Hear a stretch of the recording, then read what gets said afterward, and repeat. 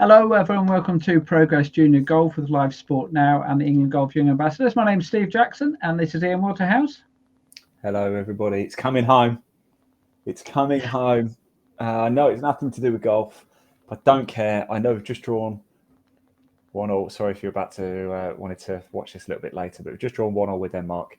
But it's not a bad result. Performance was terrible, but don't worry about that. It's still coming home. We're top of the group. Who cares about the performance so far? It only matters in the knockout stage. So right now, top of the group, football's coming home to get on to the golf, Steve. Yes. Welcome to the football podcast here. Now, we are going to be talking about golf. We're going to be talking about junior golf because this podcast is all about junior golf. It's about getting... Not football. Not football at all. No, well, it might get mentioned again. You never know. Particularly actually with the guest that we've got coming on, because it's someone who's got a little bit of association with football. The person who he worked with, you may remember, wore a football shirt for one of the tournaments which he was in, which went down like a lead balloon when he did do that a few years ago. But anyway, now this podcast is about golf. It's about the next generation of golf. It's about getting more boys and girls playing the game of golf. This is show number 60. 60.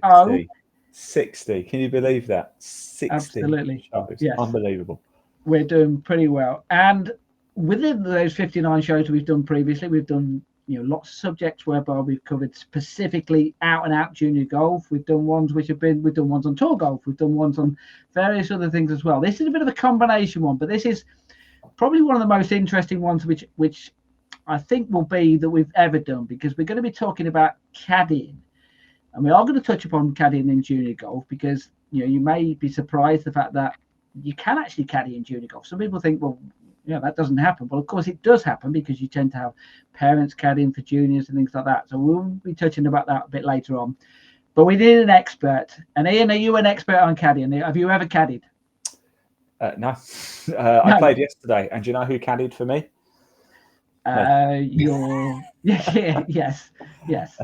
I have actually caddied before, and I've also had caddies for me. So I've done a little bit of both kind of thing, and it is quite good fun, I must admit. It's quite interesting watching some good players play and carrying their bags for them, and equally so, it's quite good when you do have a proper caddy with you, kind of thing. But we need to have a proper caddy on, not just me. And do you know what my advice is when I do caddy? Yeah, I say caddy. Every single hole, just get the driver out. Actually, believe it or not, that's one of my caddies did say that to me once. He said, "Don't bother with the iron, just get a driver out." I think he probably realised after 3 or 4 holes the irons are just as bad as the driver. So at least if you went a driver, and it does actually go straight, we're a bit closer to the green. That was his advice to me. Yeah. So there's method in the madness there, but no. Right, but we've got a proper caddy on, because we've got one of the world's best caddies. This is a person who has caddied at the biggest tournaments in the world. And we're talking the biggest, as in the Open Championship, the US Masters, the US PGA, the US Open, the Ryder Cup, because we have got Terry Mundy, and he, for many, many years, was the caddy for Ian Poulter, of course. Fantastic record in the Ryder Cup. There he is on the left-hand side with Poulter there. I did mention about football earlier. You may remember a few years ago, I haven't got the photo of him, but there was the time whereby Ian Poulter did wear an Arsenal shirt. I think it was one of them times whereby the Arsenal shirt had a collar, so he thought, I can get away with this kind of thing, and he did. But there were some photos there, Terry, obviously with the Ryder Cup, and Poulter got a fantastic record with the Ryder Cup at the Postman, as we well know him as, of course. So fascinating talking to him. It was a pretty good interview, but we covered a lot about caddying. And actually, this podcast has been planned for a long time, and regulars to the Progress Junior Golf podcast will know that we mentioned this on a few occasions, the fact that we were going to be doing a podcast on caddying. But actually, it's kind of come up something this week. Did you watch the US Open at the weekend, Ian?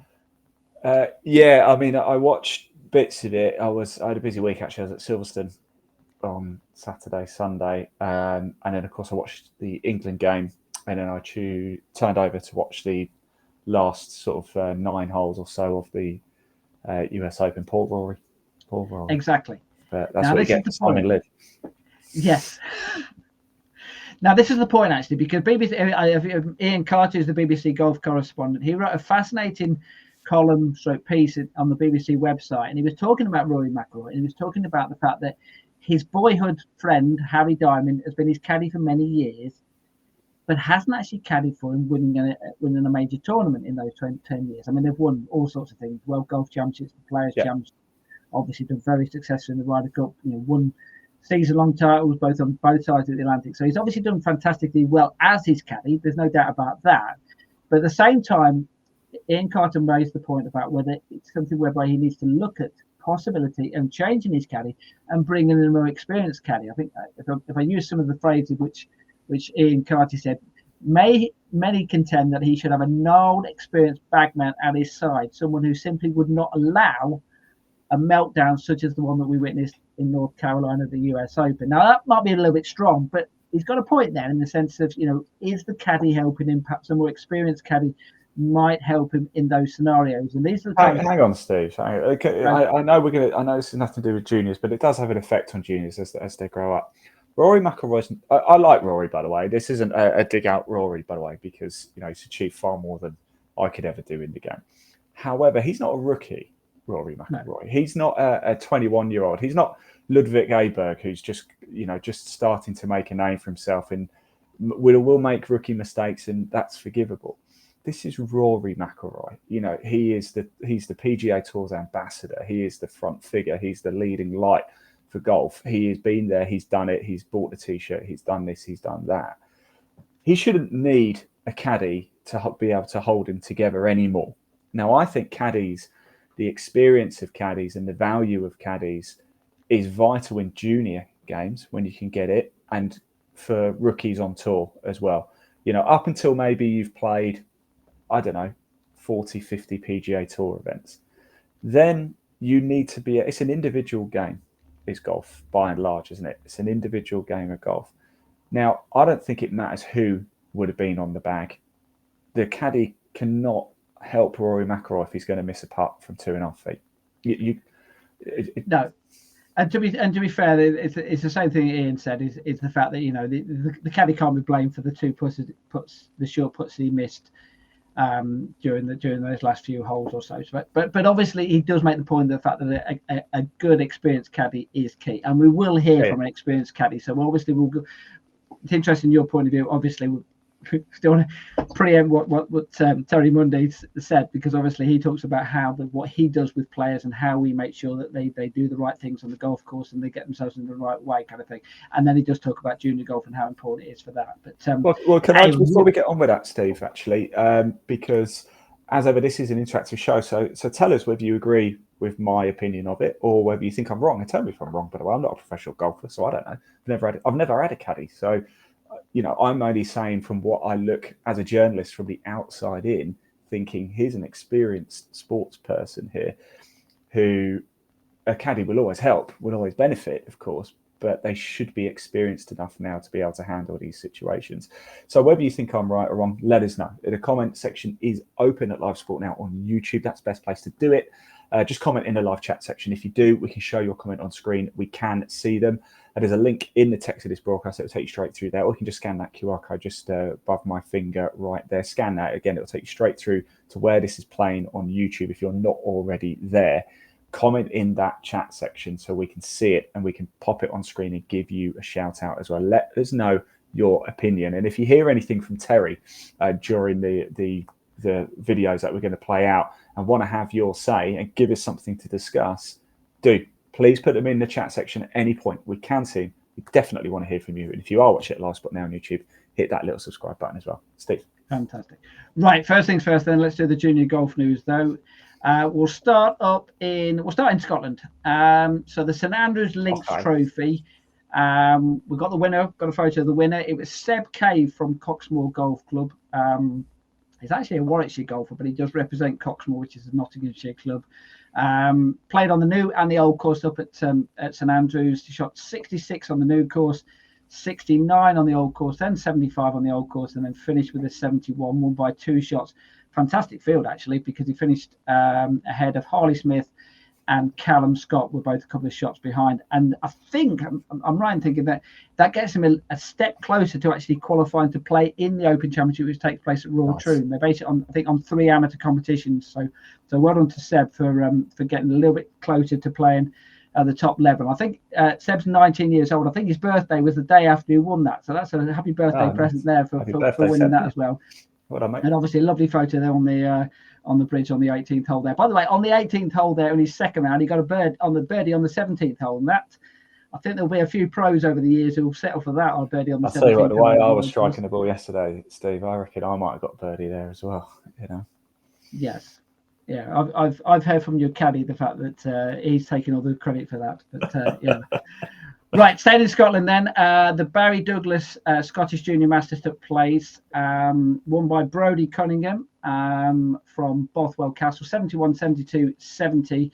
And I'm not sure actually whether he won on countback or whether he had a playoff, but he finished ahead of Aidan Lawson from Bruntsfield. Aidan, though, did pick up the under-16s prize, so well done to Aidan for that.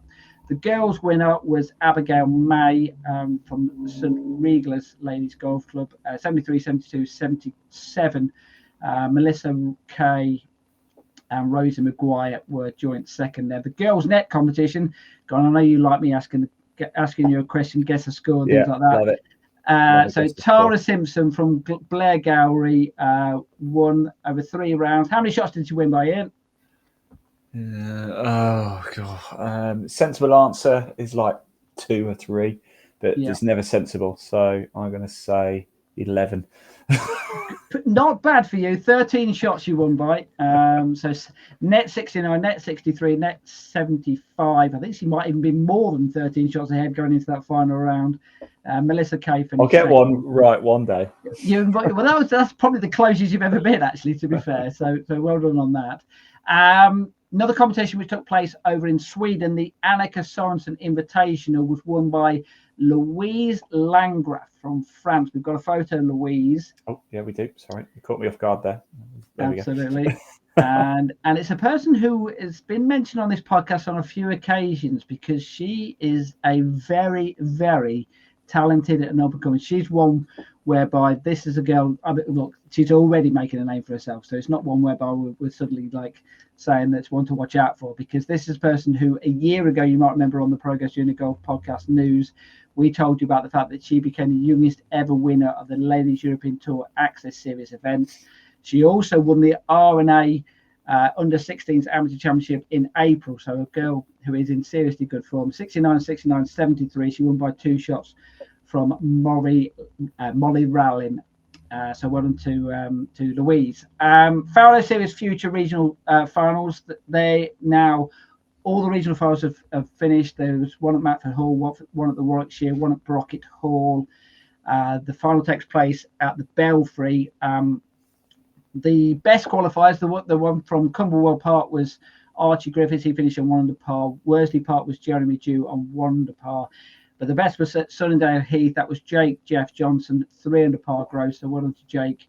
And staying with the Fowler Series, they've got a couple of events coming. Actually, they've got 3 events coming up in the next couple of weeks, and I'm going to 2 of them. You're going to have to make a guess here. Which 2 out of these 3 do you think I'm going to? Then, Ian? Right.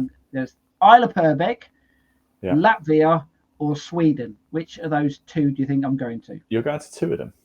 Yes. So I'll give you a clue. Sweden. At least one of them is outside this country. Yeah, definitely going to Sweden, I reckon. Oh, no. I think you're going to Latvia. I think you've told me you're going to Latvia. So I think you're going to Latvia. Yes. And Isle of Purbeck then. Yes.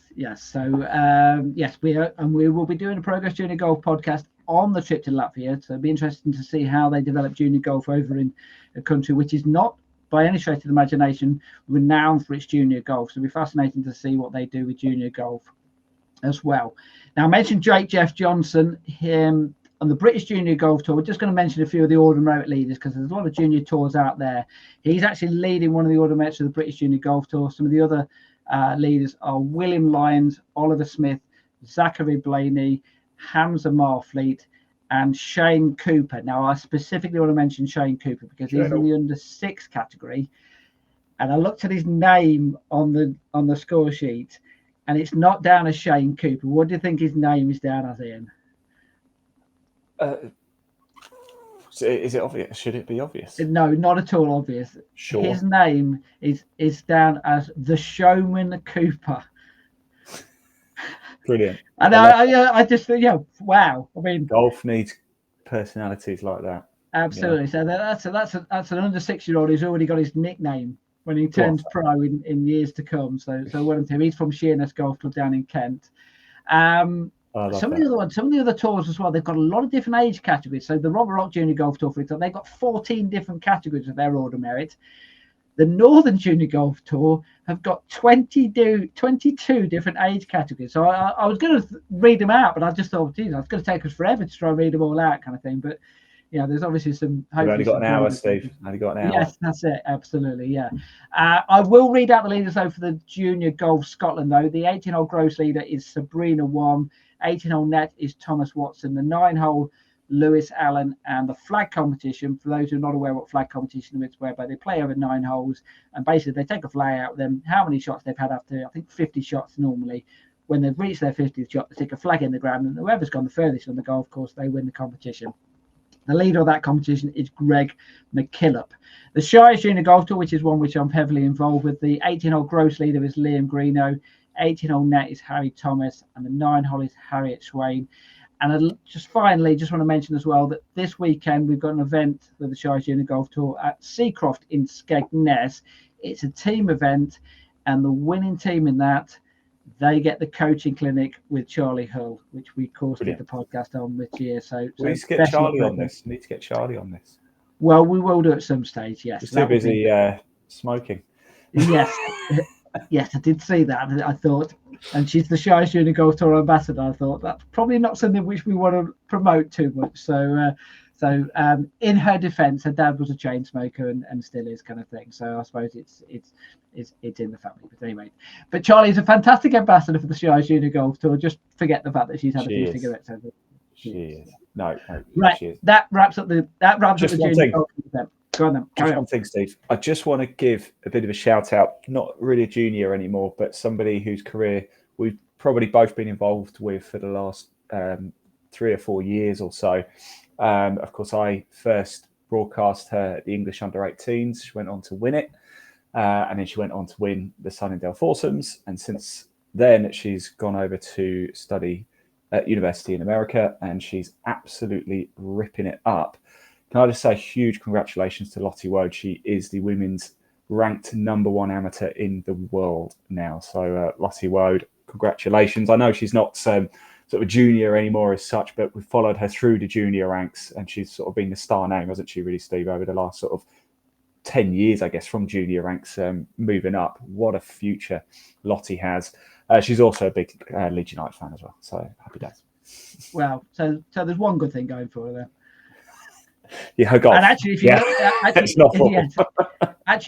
you look at the amateur golf rankings over the years, there's been some seriously good players who've been #1 and then gone on to have a very, very successful. I think Lydia Ko is probably the most famous, and won a couple of majors. So Lottie's going to follow it. I've had the privilege of following around with camera and microphone for probably 40 holes or so of a short career or so, but big tournaments as well. Sunningdale Foursomes in the English Under-18s Championship. So it's a big tournament, and she's just like steel in a really good way. She is like steel, and when you see players and they have these spells where they do really, really well, and then sort of drift away again. She's just constantly on it, and it's been that way for 5 or 6 years. So this is no flash in the pan.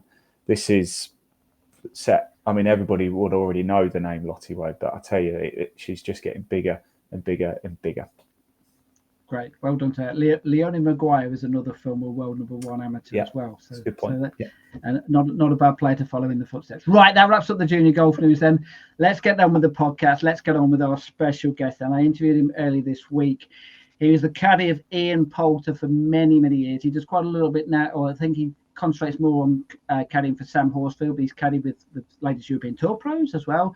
So he's caddied obviously, at all sorts of different levels. First question I asked him though was, how did he get into caddying? This is what he had to say. I had three pro tournaments a year, which I used to go and watch. And I used to drink in a pub in Little Brickhill. And whenever there were tournaments, the players and caddies used the same pub, and I got to know them over a period of time. I think I was playing off one at the time myself. And one of the caddies got a bit of a shock phone call. I think his wife's dad had had a car accident or something, and he just had to leave. So I stepped in and took over, got to know a few people, then took the week off work the next year and worked for somebody. And then I was in the print business, and back then you could just leave a job on a Friday and you'd be starting again Monday. So it got to a point where I thought, I'm going to take 6 months here and go and see a bit of Europe and stuff, and then just come back and get another print job. And that was 35 years ago, and I never came back. Just explain what a caddy does. I mean, that sounds a silly question, but what does a caddy do? Well, obviously, you need to learn the golf course. You need to provide a yardage. You need to learn how to judge wind. Ideally, you're trying to tell a player what a certain shot is playing, how far it's playing, irrespective of the yardage, or where you want to pitch it and why and stuff like that. And that did take quite a long time to learn. And you make mistakes as you go along. And a lot of them.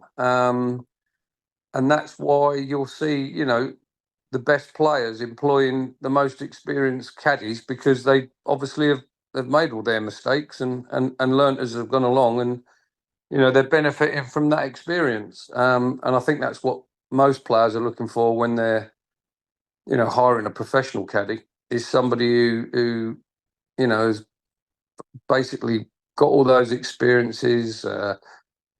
Maybe used to, the business end of tournaments a few times and stuff like that. So they know they've got somebody who's going to, remain calm and stuff when the pressure's on, as well as obviously providing the information. But generally, that's what you're doing. You're giving them a reason to hit a certain distance off certain tees and why you need to do that, and then the same into the greens. You're not always shooting at pins. You're sort of playing for areas on certain holes due to, it might be due to weather conditions or a pin placement or whatever, where you say, well, on this occasion, let's just play that there rather than being too aggressive. But it's getting that balance right and trying to get around there, in as few shots as possible. So that's Terry Mundy explaining how we first got into caddying. Obviously, you've done a lot of media coverage as well. Presumably, when you've been covering your tournament, sometimes you have spoken to the caddies, have you? Yeah, a lot of the time. Funny enough, I did the Trilby Tour last Monday up at Killick Percy, just outside York, and they have caddies. And they're usually, it's a bit less pressurised, of course, Trilby Tour. It's an amateur event. There's still prizes and things up for grabs, and still qualification for the grand final. But people are a little bit more cheery and happy to talk. And of course, when we've done a lot of the junior events, Steve, certainly Faldo Series days, a lot of the caddies were parents, weren't they? So they're always usually quite happy to have a little chat. But it's interesting how we got involved. I just think things have changed now, haven't they? I can't imagine, we just go down, everybody drinks down at the same pub, and so I just got into it that way.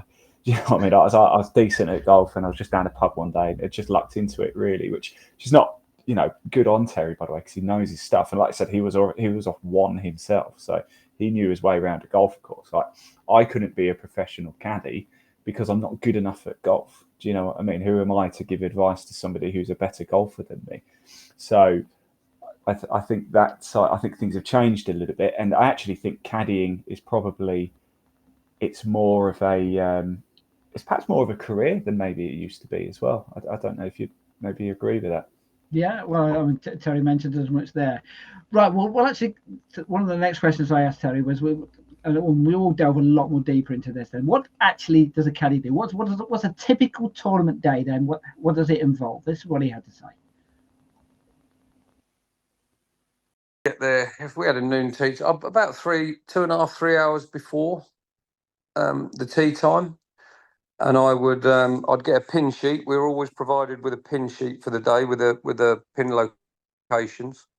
And I would sit and go through the book for half an hour with a cup of coffee or something like that, and plan out, what pins are accessible and what ones are maybe to be steered clear of, or where you want to be on those particular holes. So I would do that, get a bit of breakfast or whatever, and then normally meet the player somewhere in the region of an hour to an hour and a half before the tee time, where they go through he'll have already done a sort of a proper warm up, whether it be a gym session or a session with bands in the locker room or whatever, to get everything moving. And essentially, you're just going out on the course, on the range, just to hit a few balls, get yourself ready for the day, and then head out on the golf course and hopefully, get off to the start of a good round. But I think a lot of people see a tee time at 8:10 and think that we arrive about 7:30, but no, that's not the case. If you've got an 8:10 tee time, we'll all be there by 6 o'clock in the morning at the very latest. Now, I asked the question there, what would you do on the day? But of course, and you alluded to it there, is the fact that you're looking at pin positions. You're already thinking about where you would aim for flags and that. So that doesn't start on the day, does it? That starts. When does that start? When does that process of looking at a tournament and looking at what you want to do in that tournament, when does that start? Well, that will start on a Monday and Tuesday when you arrive. Normally, I'd like to walk the 18 holes on my own without the player at all, especially on a course that I'm not familiar with. And look for the wide areas off a tee, the safest areas, whether you can hit, whether a hole's driver or not.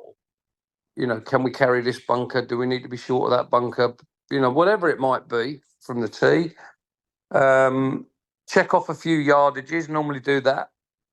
Make sure that's all good. Then get up to the green and start to just look around the green and what's there. Is there water left? Is there a bunker there? And if so, is that bunker okay to be in, or is that a particularly difficult bunker shot? It might be that, to a front right pin, that bunker's absolutely fine to be in, but to a back left pin, it's a desperately difficult shot. So you take those sort of notes. Well, if the pin's back there, I'm going to get him to go right at this pin, because if we catch that bunker, that's it's landing on a downslope, it can't stop it, it's over in the rough or whatever it might be. And that's the sort of information that, you wouldn't be telling a player while you're playing, oh, make sure you don't go in that bunker, it's desperately difficult, or anything like that. But what you would say is, we need to be right at this pin. We don't really need to go at this pin. 4 yards right at the pin, that's a perfect spot, and we putt across from there. So you sort of, I guess you're thinking negatively, but trying to deliver a positive way of actually playing the hole. You won't see caddies standing on tee saying, oh, be careful, it's out of bounds down the left, and then there's you'll frighten the life out of a player. We know where the trouble is, but you tell them where you do want to be. And also, you mentioned there about you walk a course and you look at a course and you try and look at spots, but also you don't necessarily walk the course from tee to green. Sometimes you walk backwards, don't you, and work your way backwards from a hole. How important is that? I don't think once you know what you're doing, it doesn't really matter. But sometimes the benefit of walking it backwards is you'll start, let's say, at the 18th green, and then you'll just walk back to a spot where you think, well, if my ball was here, this is perfect, this spot's perfect, and then you would get the yardage from the tee to that spot. So if you've got a player that hits it 300 yards but that spot's 275, and there's no reason to go down another 25 yards, because in fact it could make the shot more difficult being closer. You would just take those notes. Do you know what I mean? And you can sometimes see it a little bit clearer from when you're looking at the shot that you want for your second shot, rather than looking at the tee and where you want that. That can sometimes be more difficult than just knowing, no, if we just did it 275 yards at the roof of that building out there, because I'll always lay something down in the fairway that points at the tee, and then go around the other side, take a look at it to get a line off the tee. And yeah, you'll say if you hit it 275 right at that, that's going to leave you, 80 front, and wherever the pin is, that's a nice yardage. So that'd be your note on that hole, and then obviously you just you do that 18 times. So that's Terry talking about not necessarily looking at the golf course from tee to green, but also sometimes walking backwards. I mean, these are the things that obviously this is a junior podcast, and you'd hope the juniors are watching this and going, actually, that's something I'd never even considered. There'd be top amateur golfers who wouldn't even thought of it that way, wouldn't there? What I like best there, Steve, when he said the caddy actually looks at the negative, but never delivers it that way to the player. The caddy is the one who's allowed to be like, well, we don't want to go there, we don't want to do this, what not to do.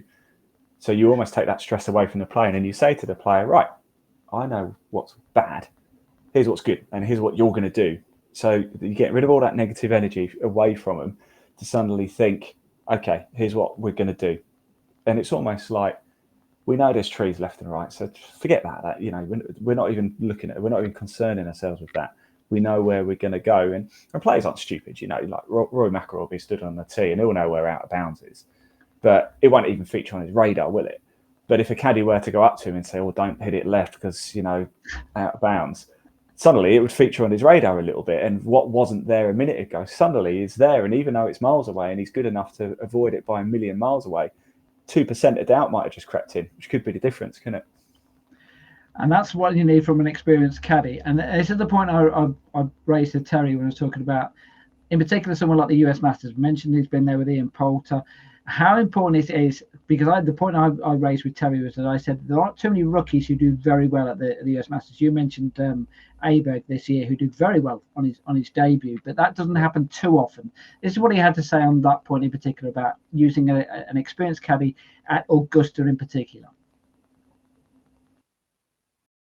I think the reason that probably happens at Augusta is the severity of the greens there. And even though you can tell somebody, this putt's really quick, or this putt breaks 3 times as much as you think it does, and this, that, and the other, I think the reason you don't see the rookies, I think that's changing a little bit, but the reason in the past you haven't seen the rookies do so well is that sort of side of it is down to the player. The players need to, once they've been there 2 or 3 years and they've been in certain spots on those greens, I mean, it is unbelievable sometimes how soft you need to hit a putt or how much break you need to hit on a certain putt. And sometimes you can't do that all in 1 or 2 practice rounds. The benefit, the experience of the caddies really on that is the guys that have been there a lot, they really know not so much where you want to hit it, they know where you don't miss it. There's certain areas on that golf course where if you miss it there, it's an auto bogey. It's very, very difficult to get up and down from. So I think that on a course like that, the caddy experience is more about, look, we need to be here, not here. This is why, and But those greens, they just need to be learnt. They need to be learnt by the players, and that sometimes they get it very quickly, and sometimes it'll take a player, 2 or 3 times until he's got a good handle on them greens. It's the course off the tee at Augusta is not too difficult. It's a second shot golf course is where you need to be strong to do well there.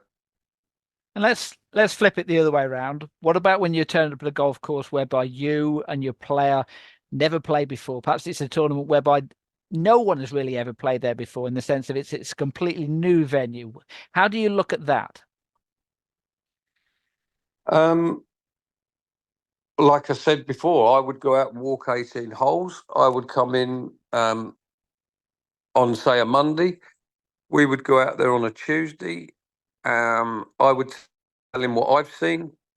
We would play a practice round, and then, I would like to think for the most part a player would be in agreement, but now and again they'll say, no, I don't quite like hitting it here. I'd rather get it down there and take my chance off the tee to make the second shot easier. Or, and between you could have perhaps agreed to change that game plan a little bit. But Yeah, all you can do is learn how that golf course should be played, and let's be honest, it gets played different from different players.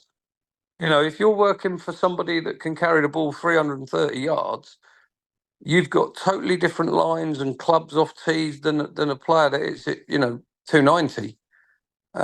It's a different golf course essentially. So you see a course through that player's particular yardages or shot shape. Sometimes some players predominantly draw it, some predominantly fade it, and you will see a course very differently than others. So you can only come up with your game plan, and then normally what you would do is stick to that game plan for a Thursday and Friday and see where it where you're sitting, where it lies, and maybe change it at the weekend if you feel that perhaps you're sitting a bit further back, line 30th or something like that, and you go, okay, time to take some chances at the weekend. We'll get a bit more aggressive, maybe hit a few more drivers off tee where we didn't, and take some chances to leave shorter irons, to make more birdies, to try and get up the leaderboard. But generally, those first 2 days, you will come up with a game plan and try and stick to that. What about the form of a player? Because I mean, you've worked with lots of different players, and you've worked with the likes of Ian Poulter, obviously at the very top of the game. You've worked with players, Challenge Tour level. You work with Ladies European Tour players. So you've worked with different players. And how much do you look at form and go, actually, at this present moment in time, you have to be a little bit more, Sure. careful on some holes or something like that, whereby if you know a player's in form, they're playing well, you can go, actually, let's go with a little bit more of an attacking game plan for you. Yeah, if a player's in form, you definitely tend to play a bit more aggressively, and a player will know when they're out of form that, look, I'm quite got it at the minute, so let's try and get this round in as few shots as possible, perhaps not take so many chances, and on those occasions they'll just continue to work until they do find it. So they'll get in off the course, go straight back to the range, and keep working until they go, okay, I've got this now. I am in form. Play and practice their way into form. But yeah, you've got to be a bit sensible if you're out of form. Both player and caddy would know, the certain dangers. Normally, if you're out of form, it's because there's one particular miss that's coming a lot. So you would certainly guard against that on certain holes if that particular miss put you in a lot of trouble. Okay. I mean, why take the chance if it's not? It's a bit silly, isn't it? You're bringing big numbers into play, and essentially what we're trying to do is keep the big numbers off of scorecards. It's fascinating, isn't it, hearing from him and how he has to deal with players who hit the ball different ways, different distances, players who are in form, out of form. I mean, that relationship is crucial, isn't it? Yeah, it's actually a very good point to make as well, isn't it? Because it's a different course. Like I played yesterday. I just played with my old man and a friend of his, and off the first tee, I hit a nice shot. Actually, it was just it was on the fairway, but it was to the right hand side, and my dad hit it left into the rough. So I'm on the right, just on the fairway. He's on the left, in the rough, close to some trees. It's a completely different course. We're looking at different areas, completely different. It's not like a football pitch is a football pitch. The goal stays where it is, and you have your position, and you're roughly always in that position. Or motorsport, everybody's basically trying to hit the apex, which is always the same point. So you're always roughly going to be there. The golf course, there could be 50, 60 yards between players. It's a huge gap, and it completely transforms the way that you play it. And it got me thinking when he was sort of talking about certainly Augusta and relationships with players, and just thinking, because it's a shame he's not here live, because I'd love to sort of ask him some of the difficult questions, in a sense of, be honest with us. I believe McIlroy's caddy's coming for a bit of stick because Rory missed those putts, and it's like, how responsible can he be for that? Could he have put his arm around it? Could he have just calmed him down and slowed him down before doing it or whatever? I don't know.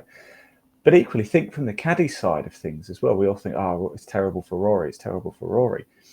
The caddy gets paid a damn sight less than Rory. So Rory missing those two putts, okay. It's probably cost him about 100 grand, though, hasn't it? Do you know what I mean? Like, Rory, the player, missing those two putts has cost his caddy £100,000. They work together. They're a team, of course. However, it's a unique sort of team in a sense of if we are a team, but you get paid 90% and I only get paid 10%, but we both still have to basically walk the course together, and my responsibility is 30% and your responsibility is 70% because you've got to play all the shots. There's a disparity there, isn't there, between what I'm getting paid for what I'm contributing to you. Do they get frustrated with the player as well? Because we know players get annoyed with caddies. We've seen it numerous times, haven't we, with numerous players who've turned around and had a go at their caddy, when actually has the caddy actually got a right to be like, how the hell did you miss that? Do you know what I mean? Like, you've just cost me thousands of dollars because you missed that part. You shouldn't be missing that. You know, I've set you up perfectly and you've missed it. You know? Yeah. Right. Let's talk about that caddy player relationship then. Actually, just before we go on to talk about the caddy relationship, as far as this podcast is concerned, I get paid 90% and you get paid 10%. That's the agreement we have. That's how it works. That's it. Zero. 90% is zero and you get 10% is zero. But anyway, that's another story. Right. Caddy player relationship then. This is what Terry had to say about how important it is to have a really good relationship with your player. Can be developed, but I think you tend to know pretty quickly when you work with someone new if you're going to get on with them from a personality aspect. You know, you know you've got to like each other. You've got to get on. At the end of the day, you're spending a lot of time out there, so you know it could be a very good player and a very good caddy, but if personality wise they just don't quite get on, then that may be a reason that particular relationship, you know, doesn't work. So yeah, I think you gotta like each other's company. I think that helps because most of the time on the golf course, you're not talking about golf. You know, you'll only talk about golf a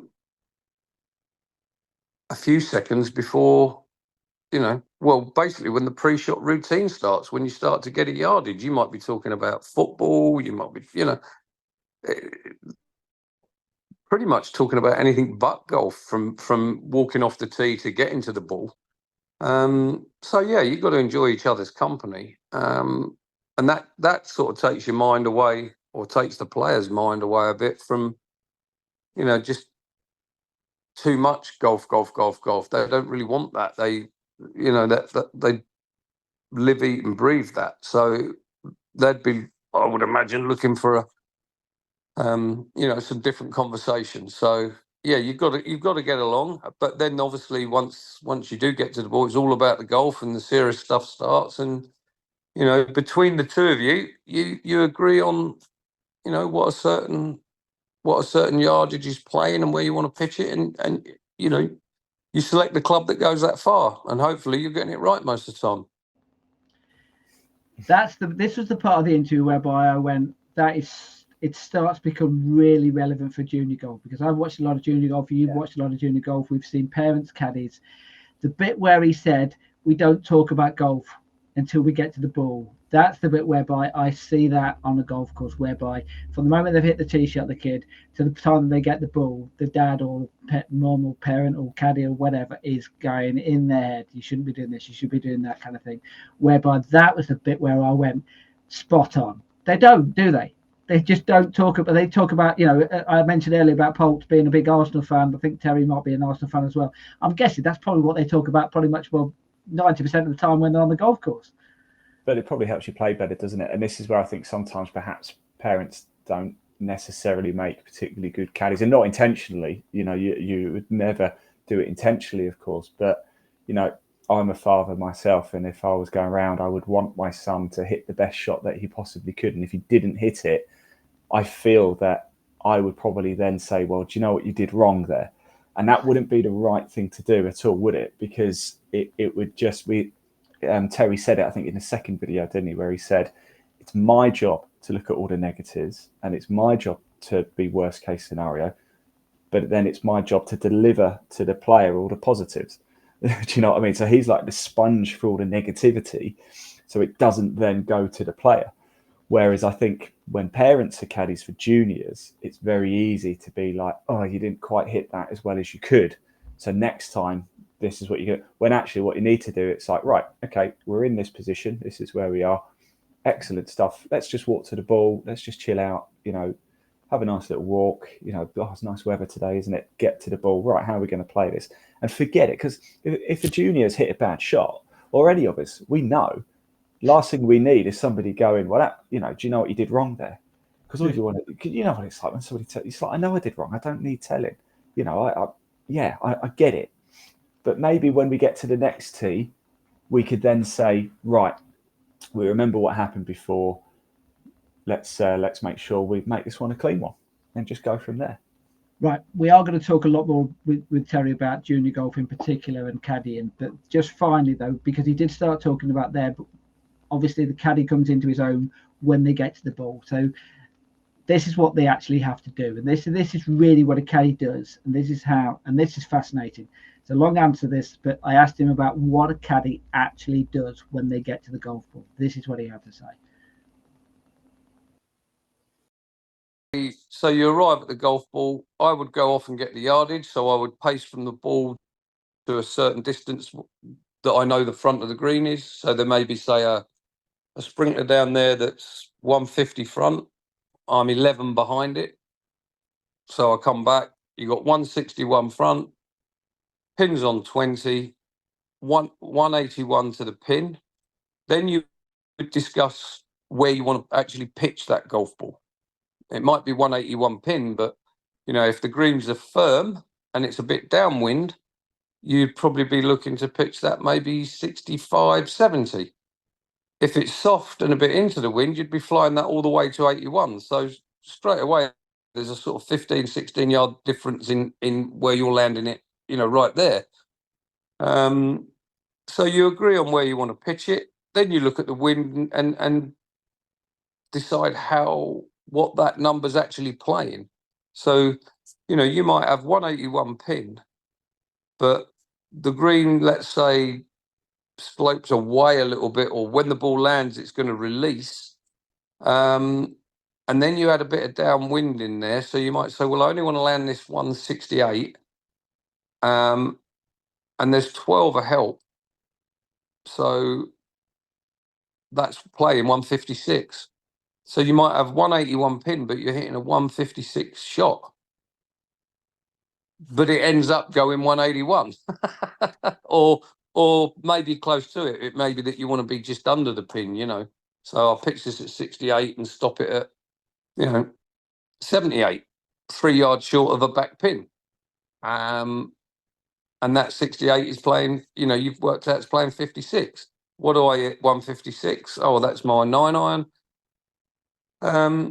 You hit the 9-iron and hopefully it pitches somewhere near the 56 and you get the release you want or whatever it is, and yeah, you sort of learn, you do all this in the practice rounds really, and you will know that this green releases more than this green. This green's higher and it's firmer.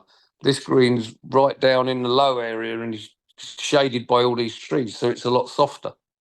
And these are all the little notes you make, so that come Thursday, you know what the ball's going to do within reason on the greens. I mean, it's just that one answer there. You've got a lot of technical information there, and like you say, you do a lot of in the practice round. So when you get there, but how important is it to not make it too technical for the player, in the sense of trying to simplify it to the point whereby you do all that in your brain and then you go, I think it's 175, or you given a couple of options. Hopefully what I just explained, I would hope to a professional golfer anyway, is actually quite simple. It's 181 pin. We want to pitch it 68. There's some help off the right, so that 68's playing 56. And you need to start this, 3 or 4 yards right of the pin for that win. So land it 156. And then if you're telling that to a player, they straight away start thinking, okay, I want to hit a 150. And players know, you know, at that level, they know how to hit a 156 shot. But if they hit what they think is a 156 shot and it actually pitches 150 or 162, they'll be quick to let you know you got that wrong. You know? I suppose that and that's the bit whereby the communication, the getting on with each other, the trust. I suppose that's the key part, isn't it? Trust, the fact that they trust you and vice versa. Yeah, they need to trust you, but they also, you know, that it's in their interest to be honest too, because if they start telling you, well, no, I hit that 9 iron good and it only pitched 150, instead of 156, then you know you could be on the next hole and make another mistake because, you know, in fact, that 9 iron wasn't absolutely flush perfectly. And, you know, so it does help if you've got a player that will say to you, hey, listen, I didn't quite catch that one, that I could have got a few more out of that. You go, okay, we were right then. You know, the 56 was about right. So that is about 12 of wind. And then the next hole may be in the same direction. And you know that your 12 of wind was about right. Whereas if he says to you, look, I really did, I flushed that and it's only gone 150, you can say, well, there's not that much wind then. So perhaps we were 5 off, perhaps we were 5 out with a win there. And if the next hole's in the same direction, instead of saying 12, you'd say, well, it's probably about 7 then. Do you see what I mean? So you're sort of learning, you know, you're learning sometimes even, it might even be that you're as deep as Saturday into a tournament and you've got a certain win that you haven't had all week. And those first few holes, you are judging, you know, how strong is that and what exact direction is that from? And that, yeah, that might take you 2 or 3 holes until you got a handle on that. And the communication we mentioned there about, you know, sometimes you get it wrong. Sometimes the you know, you might be slightly out with the yardage and they'll come back to you and say, you know, that was wrong, you got it wrong, kind of thing. How important then is it to calm the player down if that is the case, because they're angry, and obviously an angry golfer is not going to do any good for you or the player as they're going round. How important is it for you as the caddy to be the person who can calm them down? Yeah, of course. That's, you know, you're playing a few roles out there, aren't you? You're psychologist, come caddy, come coach, come everything at times, on a golf course, because once it all starts, at the end of the day, there is only the two of you out there. So, you know, you've got to communicate well with each other, and you know, it's important that, like I said, you put your hand up and go, listen, yeah, I've misjudged that wind, or I thought that would release and it didn't, got that wrong, you know. Come on, do us a favour, let's make a solid par, you know, 2-putt this for us and let's get on the next, you know. And you just keep it, you try and keep it simple, and you don't want to be out there. Nobody wants to be out there ranting and raving. There's not much good golf comes when that's happening. So that's Terry Mundy talking. I mean, I just love that, Ian. The detail he goes into when he's talking to the players, the relationship he needs to have, the communication, the bit where he said, I'm a coach out there, I'm a psychologist, I'm a caddy. You know, what was your take on that? It's so much more caddying, isn't it, than just carrying a bag, really. You know, to the outside looking in, if you don't really know golf, you just think, well, a caddy's just somebody who holds the bag because the golfer can't be bothered. Do you know what I mean? but it's really not, and that's really actually insulting to a caddy, isn't it? Because Terry and caddies, they really, really do know their stuff. And I wonder, I'd like to sort of talk to a player. Somebody like Charlie Hole would be great to talk to.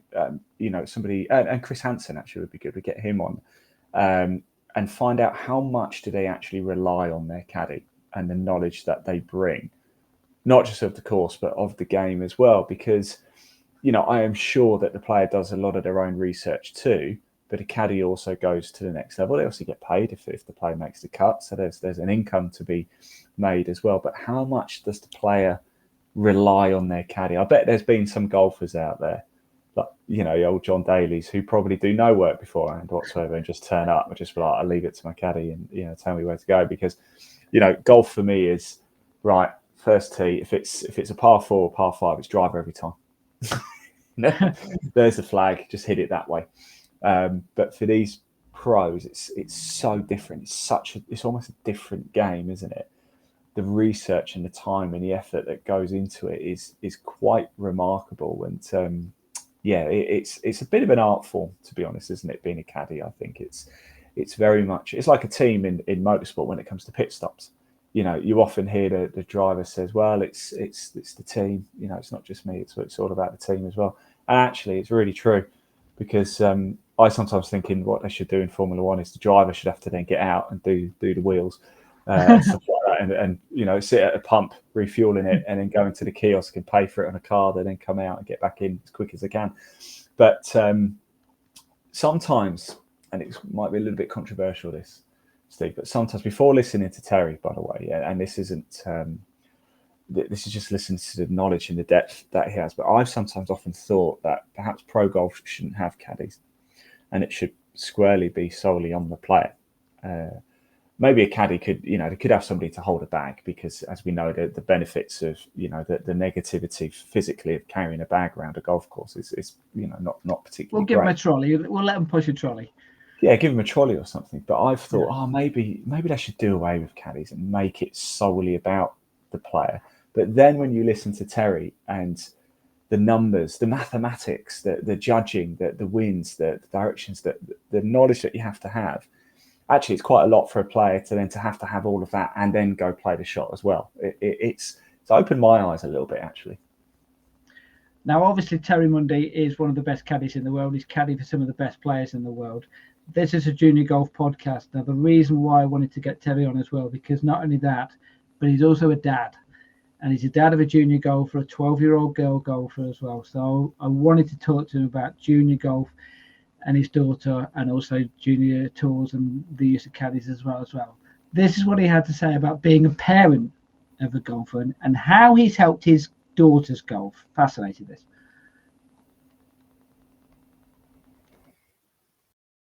Letting her, trying to get her course management a little bit better, and when to take certain shots. And of course, it's very different from a 12-year-old golfer that plays off, 20 handicap would take on, as opposed to a professional. So it's a sort of different set of rules.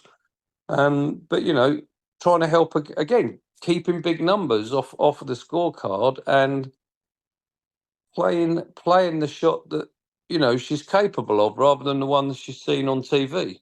So I've tried to help her a little bit with her course management, but I've also tried, and so has my wife, who is a professional golfer, we've tried to sort of stay away a lot as well. She gets coaching from the head pro at my club, so we don't get involved with how she's swinging the golf club or what she's doing, because experience has shown us that doesn't work. In fact, the opposite is true.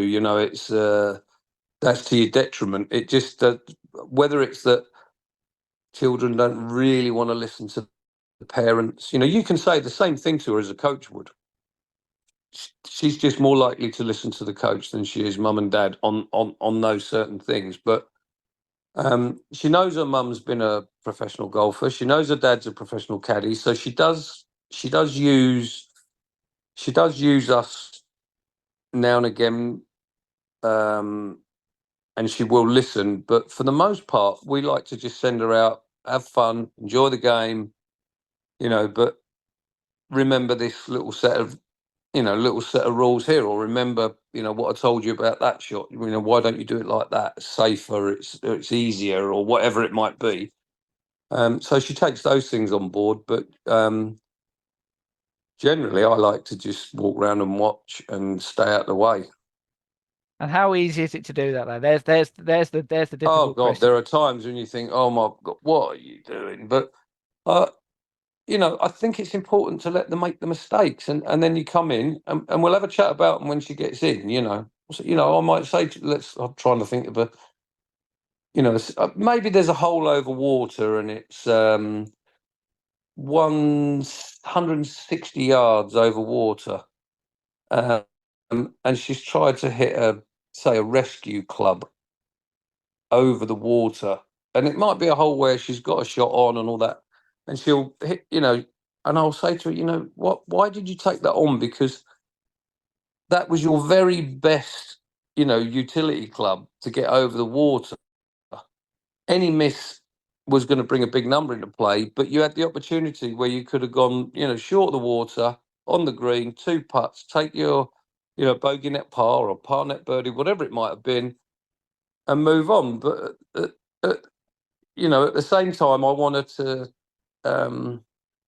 want her to take certain stuff on in certain situations as well, because ultimately, if you're going to end up playing the game for a living, you are going to have to take, stand up and hit some shots. But even pros won't take, if you're playing a par 5 and a pro hits a 3-wood, let's say 260 yards, 270 yards, well, 260, let's say they hit 260. If you said to a pro, you got 258 over the water, he's not going to hit it, because he knows he could miss it by 2 yards, and that goes in the water, and then he's got to take a drop. Now he's bringing 7 into play. He'll lay up and leave himself a wedge. There's a certain, it's normally, I would say, it's probably around 12, 15-yard misses that at the very top level you allow for. So if they're doing that at the very top level, they're allowing themselves to, well, if I do miss it, or maybe there's a, if I catch a gust of wind, if that just gusts a little bit, this is struggling, they will refuse it, lay it up, and give themselves a chance the other way. Whereas, so that's the sort of thing I'm talking about, is just trying to, get the management right on what's aggressive and what's actually a bit silly. Brilliant, isn't it? What he says about what he does with his daughter. This is a guy who knows his golf, knows how to go around a golf course, but at the same time, and he admits it's not easy, but he can take a step back, and that's the kind of thing whereby it's, if he can do it, me and you who know next to nothing about golf, and we take our son or daughter out on the golf course, we've got no right to turn around to them and say you should be hitting this shot and things like that, because we don't know. No, but he we do. But actually, maybe it's easier though for Terry, who's caddied at the very top with the very best, and who's also a very good golfer as well, because he sees players of an elite quality up close and personal regularly. So he probably looks at his daughter and thinks, you need to make mistakes in order to be better, and you need to learn the course. We'll help you to an extent, but if I basically tell you where to go and what to do and what shots to play and how to play, I'm not really helping you. Do you know what I mean? Like he said it there as well, didn't he? It's like, if you want to be a player, you want to be a professional player, you're going to have to take risks. You're going to have to play some good shots if you want to make it to the very top. So you're going to have to sometimes get out your comfort zone. I did like what he was saying about, if you hit the 3 with 260, for example, and it's 258 just over the water, so the pro won't go for it. And I was having a giggle to myself, because I would go for it. And I know it's the wrong thing to do, but I'm thinking, if I hit this bang on, I'm over. I'm going for it. Now, realistically, the chances of me hitting it bang on at my level of golf is probably I'd say 65% chance of me hitting it flush every single time. Do you know what I mean? Like there's maybe optimistic. Yeah, but I'm going in front of the ball and I'm thinking, right, for me to hit this the best that I can hit it, and you do it at a range, don't you? You'll do it at a range 7 out of 10 times. When you're out on the course, it's probably more like 60%, maybe even less, actually, to be fair, when you're on the course. Closer to 6%, but there you go, carry on. There's a big chance of me getting it wrong, but I'm still going to do it. And I know that I'm probably, and actually when I say 65%, you're probably right. It's probably more like 35% on the course, isn't it?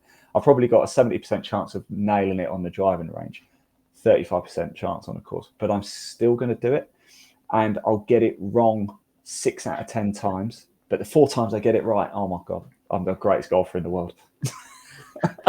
The other 6 times I've got to go pick my ball out of the water. But yes, and brings, like, as Terry mentioned there, brings the 7 into play if it's a par 5 or whatever. But no, fascinating him talking about how he deals with his daughter then. Now, one of the things which we mentioned right away from the start is there are some junior tours out there which do have caddying, so I ought to mention those. So the Shires Junior Golf Tour, they've introduced it this year. The British Junior Golf Tour do it. I think the US Kids have done it. The Fowler Series might do it at a lower level, perhaps not quite so much with the elite level, because obviously they're, in theory, they should be good enough to go out there. You've done the England in under 18 championship, and they have policies, not just England, but national championships, whereby, as far as spectators are concerned, you're not allowed within 30 yards of them. And that. So it's from one extreme to the other, whereby you can get, if you don't have caddying at that level. So it's different tours. Fair then? Are the pros getting a leg up? Well, possibly, yeah. And I know of amateurs, and you will do as well. I know of amateurs who've got through to, let's say, Open Championship qualifying, and they're up against, they almost have to bring their mate along to caddy for them. Well, as we've alluded to earlier, actually it might be helpful because they can have a chat with them about, what you're doing down the pub later or whatever. Did you watch the football last night? Whereas the pros caddy might not be doing that type of thing. So it might actually help them in that instance, but yeah, you might have a point there in the sense that the amateurs are at a disadvantage to the pros. Right. Just finally though, this is what I mentioned to Terry about caddies being allowed at junior events. This is the advice that he had for anyone who is caddying for junior golfer at these competitions. See, I've only got 6 videos. I don't have another one. Okay, sorry, mate. Okay. Well, his advice. Sorry about that. Okay. That's all right. Well, his advice was basically don't get involved, which is pretty much what he alluded to earlier, in the sense of just stand back, try not to get too involved, and basically just let them hit the shots and things like that.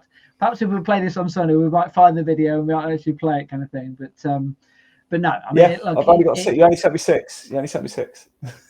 Okay, all right, fair enough. So I promise, Terry, you did give some advice. Well, actually, we'll put that out on the Progress Junior Golf website. So if anyone wants any advice, we'll put it on social media as well. Send it to me. We'll put it on social media. Absolutely, yes. But yeah, no, I mean, look, fascinating talking to Terry and his experience of being a caddy at the highest level, and also his advice about what he does with junior golfers at a different level. And yeah, look, I hope you enjoyed the podcast this evening. We have got some more podcasts coming up.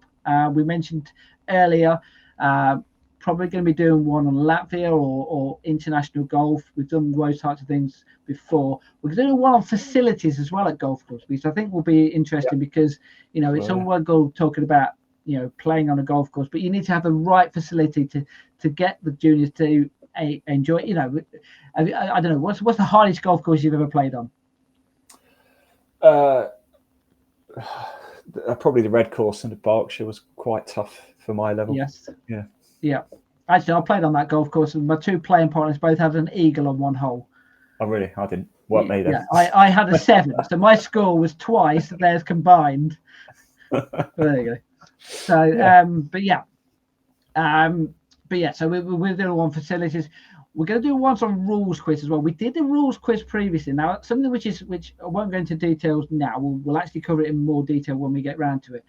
But things have cropped up in recent weeks whereby I've been involved in events whereby cheating has been mentioned in junior golf. And it's something whereby, we want to keep the rules one a little bit lighthearted, but at the same time, it's a subject which we do need to talk about, because obviously it's something whereby, and one instance whereby it probably was cheating. In fact, there's no probably about it. It was out and out cheating.